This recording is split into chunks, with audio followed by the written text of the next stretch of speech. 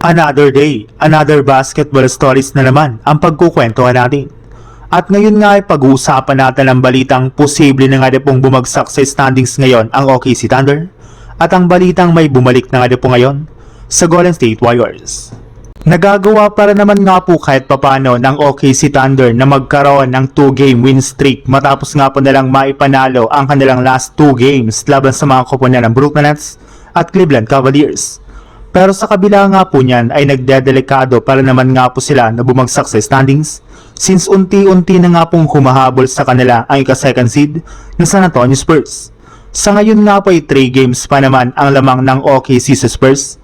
Pero kung sakasakali man nga po na matalo ang OKC sa kanilang mga susunod na laban nang wala ang kanilang mga best player na sina Shai Gilgeous-Alexander at Jalen Williams, ay hindi nga po malabo na maungusan sila dito ng Spurs as soon as next week.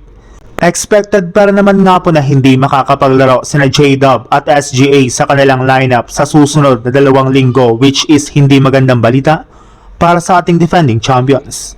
Kung sakasakali man nga po na tumabla ang kanilang record, ay inaasahan nga po na aangat dito ang Spurs since sila nga po ang mas lamang sa kanilang head-to-head match.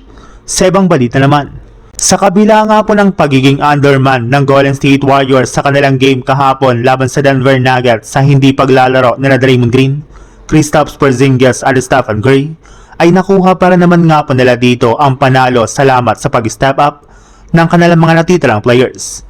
Kaya kahit man nga po nakapako pa rin ang Jazz W sa ika-8 seed, ay nagkaroon na rin naman nga po sila ng mas maayos na record para hindi sila bumagsak sa standings ng Western Conference.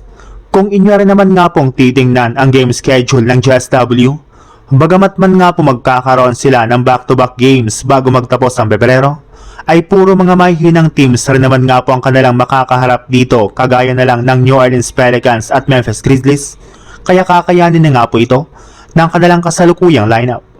Base rin naman nga po sa kalalabas pa lang na balita, inaasahan na rin naman nga po na magbabalik na next game ang kanilang center na si Kristaps Porzingis na wala rin naman nga pong tinamong injury. Sadyang nagkaroon lamang nga po ito ng karamdaman bago magsimula ang kanilang game kontra sa Denver Nuggets.